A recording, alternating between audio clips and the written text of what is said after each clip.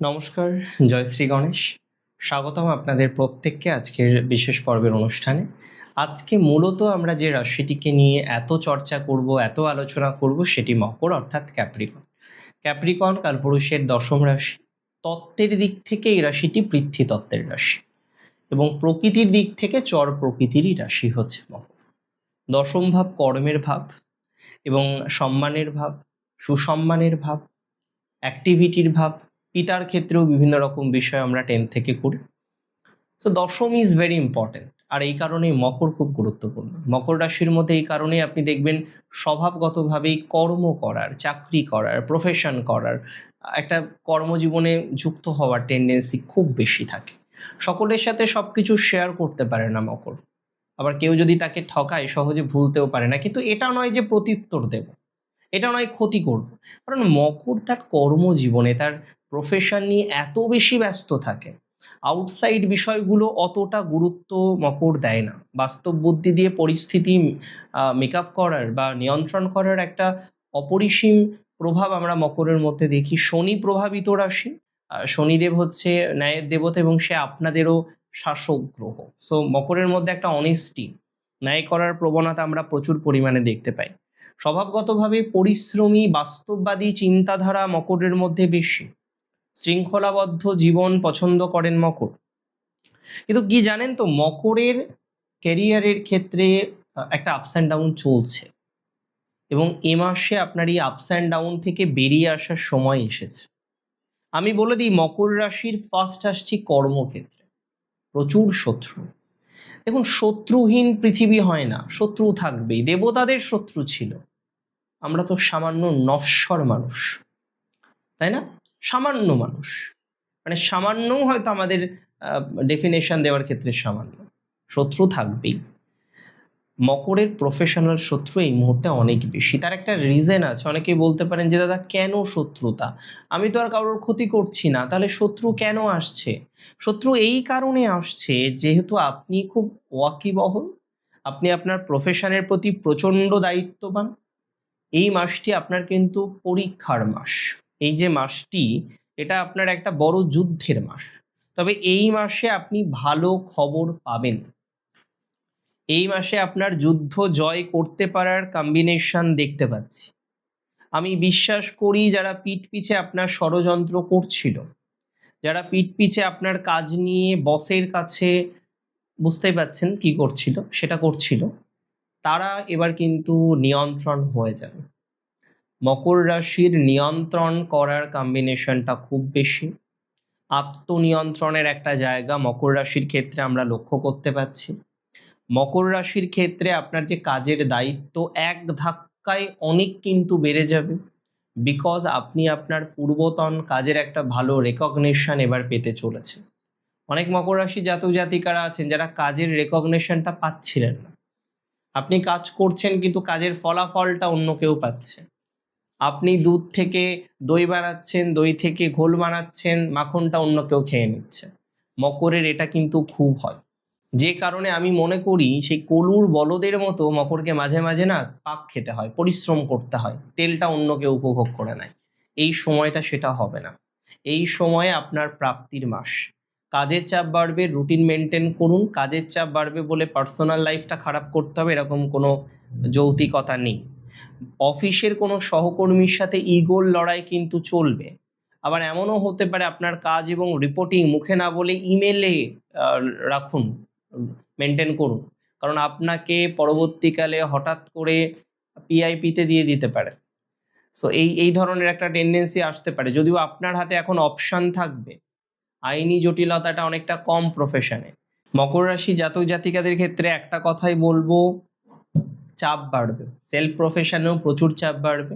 Foreign client নিয়ে deal করতে পারেন। ফরেন রিলেটেড ম্যাটারে সাকসেসটা বাড়বে। কিছু স্পিরিচুয়াল বিষয়, কিছু অকাল্ট বিষয়ে লার্নিং আসার সম্ভাবনা মকরের অত্যন্ত বেশি। বহু মকর রাশি জাতক জাতিকারা এই ধরনের বিষয়ে একটা লার্নিং তৈরি করতে পারবেন, একটা স্কিল ডেভেলপমেন্ট করতে পারবেন, একটা স্কিল কিন্তু জেনারেট করতে পারবেন। দেখুন, আমার বক্তব্য খুব সহজ। মকর রাশির ক্ষেত্রে আমি মনে করি প্রফেশন আষাঢ় মাসে অনেকটা বেটার, অনেকটা বেটার। আশারে বেটার প্রফেশন মকর পেতে চলেছেন। একাধিক বিষয়ে মকরের হয়তো প্রবলেম থাকতে পারে, মকরের হয়তো একাধিক বিষয়ে জটিলতা আছে, কিন্তু এন্ড অফ দ্য ডে গিয়ে মকর একাধিক জটিলতা থেকে নিজেকে মুক্ত করে যে পথ চলতে পারবেন, এটা নিয়ে আমার কিন্তু কোনো রকম ডাউট নেই। আমি বিশ্বাস করি মকর রাশির জাতক জাতিকাদের প্রচুর ইমপ্রুভমেন্টের জায়গা এ মাসে থাকছে। এটা একটা গোল্ডেন ফেজ। আপনার সমসপ্তমে বৃহস্পতি, এ কথা ভুলে যাবেন না। বৃহস্পতির সপ্তম দৃষ্টি আপনার রাশিতে, এটা ভুলে যাবেন না। তবে মাথায় রাখতে হবে কি জানেন, যে আপনার আর্থিক ভাগ্য কিন্তু একটা মিশ্র ফল দেবে। ষষ্ঠ ঘর ঋণের ঘর। একটা দীর্ঘদিন ধরে আপনি লোন নিয়ে রেখেছেন, আপনি সেই লোনটাকে সঠিকভাবে পরিশোধ করতে পারছেন না, একাধিকবার আপনার লোন কেন্দ্রিক সমস্যা তৈরি হয়ে গেল, বারবার আপনি নেগেটিভিটি পাচ্ছেন, লোন যে ম্যানেজ করবেন, লোন যে নিয়ন্ত্রণ করবেন, তার কোনো রকম রাস্তা আপনি পাচ্ছেন না। দেখুন, আমি আপনাকে একটা কথাই বলতে চাই, যাদের লোন ম্যানেজ হচ্ছে না, নতুন করে লোন পাচ্ছেন না, লোন নিয়ন্ত্রণ করতে গিয়ে প্রচুর সমস্যা হয়ে যাচ্ছে, আমি মনে করি নতুন লোন পাওয়ারও যোগ আছে, আবার লোন যে ম্যানেজ করবেন সেটার সম্ভাবনাও আমরা দেখতে পারবো। আপনার আটকে থাকা টাকা পেতে পারেন, আবার পুরনো শত্রু দ্বারা এর আগে যে আপনি বড়সড় একটা ক্ষতিগ্রস্ত হলেন, বড়সড় একটা বিবাদে পড়লেন, বড়সড় জায়গা জমি নিয়ে আপনার একটা মানে কি বলবো, অতিরিক্ত নেগেটিভিটির জায়গা চলে আসলো, সেটা কিন্তু এবার নিয়ন্ত্রণ হতে চলেছে। সরকারি ট্যাক্স সংক্রান্ত কোনো জমি জমার পেছনে একটা বড় অঙ্কের আপনার ইনভেস্টমেন্ট হতে পারে, তবে আপনি ঝামেলা থেকে বেরোতে পারবেন। মূল কথা হচ্ছে মকর রাশি জাতক জাতিকাদের যে ঝামেলাটা চলছে, সেই ঝামেলা থেকে মুক্তির সম্ভাবনাটা আছে। মকর রাশির জাতক জাতিকাদের ডেভেলপমেন্টের জায়গাটা আমরা প্রচুর পরিমাণে দেখতে পারবো, এবং আর্থিক ক্ষেত্রে একটা স্থিতিশীলতা আসবে। আটকে থাকা লোন বা আটকে থাকা পয়সা, আটকে থাকা যে পয়সাটা আপনার পাওয়ার কথা ছিল কিন্তু এখনো পাননি, এই ধরনের বিষয় ইমপ্রুভমেন্টের জায়গাটা কিন্তু তৈরি হবে। তবে একটা কথা বলবো, এই একটা মাস, এই আষাঢ় মাস, আপনি যে কোনো ধরনের যখন আর্থিক ডিল, আর্থিক বিষয়ে সই করছেন, আপনাকে বিশেষ সতর্কতা রাখতে হবে। আর্থিক বিষয়ে নিয়ন্ত্রণ যখন করছেন, আর্থিক বিষয়ে যখন সই করছেন, well you have to be conscious, আপনাকে যথেষ্ট নিয়ন্ত্রণ রাখতে হবে, এটা খুব দরকার। কারণ আর্থিক বিষয়ে নিয়ন্ত্রণ না রাখতে পারলে কিন্তু সমস্যা তৈরি হয়ে যাবে। অনেকে এই সময় আপনাকে প্রচুর প্রলোভন দেবে, প্রচুর ফোর্স করবে যে এটা করো, ওটা করো, এতে ইনভেস্টমেন্ট করো, অন্য একটা বিষয়ে ইনভেস্টমেন্ট করো। আমি বলবো জেদ দেখাবেন না, অতিরিক্ত লোভ করবেন না, কিন্তু সুযোগগুলোকে লুফে নিন। যে সুযোগগুলো প্রকৃত অর্থে সুযোগ, সেই সুযোগগুলিকে লুফে নিতে হবে আপনাকে। প্রতি মঙ্গলবার কিংবা রোজ বজরংবলীর পুজো করুন, হনুমানজির পূজা করুন, হনুমান চালিসা জপ করুন, এটা খুব দরকার। আমি একটা শ্রেষ্ঠ রেমেডি আপনাদের সাথে শেয়ার করলাম আজকে, যে অনেক প্রবলেম আপনার লাইফের একটা ছোট্ট হ্যাবিটের মাধ্যমে আপনি সমাধান করতে পারেন। হয়তো শুনতে খুব মনে হয় ভেরি কমন, যে দাদা হনুমান চালিসা তো সবাই বলে, আপনি করেছেন কখনো ঠিক করে? আবার অনেকে করেছেন, প্রপারলি করেছেন? রোজ করুন, শুধু মঙ্গলবার নয়। অনেকে বলবেন দাদা আমি তো অফিস যাওয়ার সময় পাই না। পবিত্র মনে আপনি অফিস যেতে যেতে করুন, আপনি ট্রেনে বসে আছেন সেই সময়ে করুন, আপনি বাসে বসে আছেন সেই সময়ে করুন, আপনি বাসে বসে আছেন সেই সময়ে করুন। কিন্তু যে জায়গায় আপনি নিজে ড্রাইভিং করছেন, সেখানে মনোসংযোগ ড্রাইভিংয়ের উপরেই রাখাটা আপনার শ্রেয়। ঈশ্বরের নাম তো নিতেই হবে, বাট মনোসংযোগ কিন্তু ড্রাইভিংয়ে রাখবেন। আরেকটা কথা আমি আপনাদের বলে দিই, সম্পর্ক এবং সোশ্যাল ম্যারেজ বা সোশ্যাল লাইফ মকরের কিন্তু বেশ রদবদল ঘটলো, কিছুটা ঘটেছে, কিছুটা কিন্তু ঘটবে। আপনার স্বভাবগত কারণেই আমরা দেখেছি যে আপনার ওয়ার্কহলিক নেচারটা খুব বেশি, কাজ করতে প্রচুর ভালোবাসে।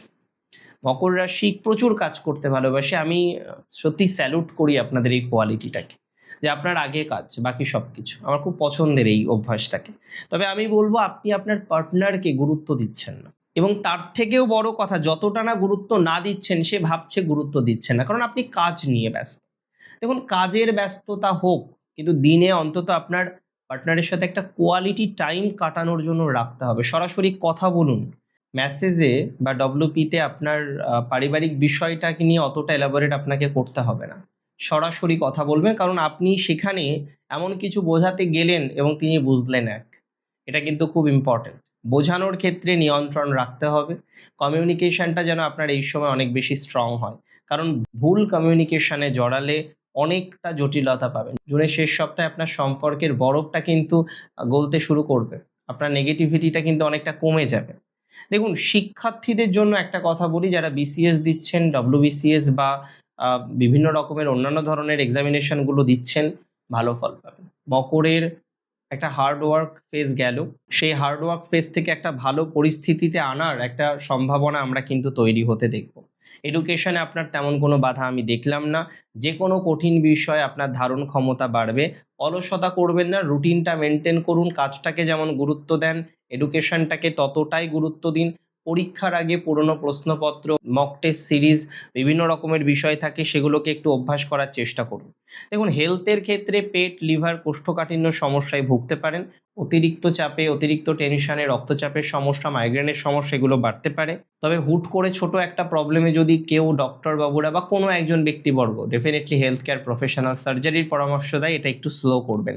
এই একটা মাস তৈলাক্ত খাবার সম্পূর্ণ বর্জন করুন, নিজের হেলথের প্রতি পূর্ণাঙ্গ নজর দিন। দেখুন, উত্তরাষাঢ়া নক্ষত্র, আত্মবিশ্বাস তুঙ্গে থাকবে আপনার, সরকারি কাজ আটকাবে না, সরকারি চাকরি পাওয়ার ক্ষেত্রে ডেভেলপমেন্ট হবে, বসের পূর্ণ সহযোগিতা পাবেন, নিজেকে একটু আলাদা রকমভাবে নিয়ে চলার টেন্ডেন্সিটা আমরা তৈরি হতে দেখব আপনাকে। উত্তরাষাঢ়ার একটু আলাদা রকমভাবে পথ চলার মতো কম্বিনেশন দেখতে পাচ্ছি। ফাইন্যান্সিয়াল সাপোর্ট উত্তরাষাঢ়ার খুব ভালো থাকছে, ফাইন্যান্সিয়াল অ্যাচিভমেন্ট উত্তরাষাঢ়ার খুব ভালো থাকছে। শ্রবণার আমি বলবো অতিরিক্ত কথাবার্তার মধ্যে জড়াবেন না, খুব অ্যাডজাস্টমেন্ট করে আপনি চলতে পছন্দ করেন বা চলেন। পছন্দ অপছন্দের থেকে বড় কথা, চলতে হয় বাধ্য হয়ে বা কোনো একটা কারণে, অ্যাডজাস্টমেন্ট করেই চলুন, সময়টা খারাপ যাবে না। শ্রবণ আর ম্যারেজ লাইফে অনেক না বলা প্রবলেম সমাধান হতে পারে। ম্যারেজ লাইফের জায়গাটা একটু স্পেসিফিক, এবং কিছু শত্রু বুঝতে পারবেন যে কোন ইনলসগুলো আপনাকে ম্যারেজ লাইফটাকে ঠিক থাকতে দিচ্ছে না। অনেক সময় আমি শ্রবণার ক্ষেত্রে দেখেছি চেনা বন্ধুগুলো একটা বড় ক্ষতির কারণ হতে পারে, বিশেষ করে যেহেতু আপনার সম্পর্কে সমস্ত ইনফরমেশন তারা জানে, এবং আপনার খুব সিলেক্টিভ বন্ধু, কিন্তু তারা আপনার সম্পর্কে সব জানে। তো চেনা বন্ধুদের সাথে আপনার পরিবারের সকলকে মিলমিশ করিয়ে দেবেন, এটা করবেন না। আপনার গার্লফ্রেন্ড বা বয়ফ্রেন্ডের সাথে আপনার বেস্ট ফ্রেন্ডদের অতটা কানেকশন না রাখাই ভালো। It is very important for Shravana. শ্রবণ নক্ষত্রে চাকরির জায়গাটা ভালো, সরকারি চাকরিতে ডেভেলপমেন্ট হবে। ধনিষ্ঠার আগে বলবো রাগ কন্ট্রোল করতে হবে। জমি বা রিয়েল এস্টেটে প্রচুর লাভের সম্ভাবনা। ভাই বোনদের সাথে হুট করে কোনো রকম তর্কে যাবেন না, নিজেদের রাগটাকে নিয়ন্ত্রণ করার চেষ্টা করুন। আননেসেসারি কোনো আর্গুমেন্টে যাওয়া, কথাবার্তা বলা, কোনো ঝামেলা নিয়ে আসা বাড়িতে, কোনো ঝামেলায় পড়ার দরকারই নেই। কিছু কিছু ক্ষেত্রে একটু স্কিপ করতে হবে আপনাকে, একটু ইগনোর করতে হবে কিছু কিছু বিষয়কে, মূল বিষয়গুলিকে গুরুত্ব দিতে হবে। আপনি নিশ্চয়ই মহাভারতের অর্জুনের কাহিনী সম্পর্কে পরিচিত, যখন পাখির বিষয়ে লক্ষ্যভেদ করার চেষ্টা চলছিল, কেউ পালক দেখছে, কেউ পাখি দেখছে, কেউ অন্য বিষয় দেখছে, অর্জুন কিন্তু দেখছিলেন চোখ। তার মানে আপনার মূল লক্ষ্য হওয়া উচিত একটাই, এবং সেই লক্ষ্য বাদে বাকি কিছু দেখার কিন্তু প্রয়োজনীয়তা নেই। মকর রাশির আষাঢ় মাস ভালো যাবে, এটা আমি বিশ্বাস করি। আপনি পরিশ্রমী, আপনি কর্ম উদ্যমী, আপনার ওয়ার্কহলিক মানসিকতা আপনাকে ডেভেলপমেন্ট করতে সহযোগিতা করবে। আইনি পেপার ওয়ার্কের সতর্কতা রাখতে হবে আপনাকে, আর ফ্যামিলিকেও গুরুত্ব দিতে হবে আপনাকে। ভালো থাকুন আপনারা প্রত্যেকে। জয় শ্রী গণেশ।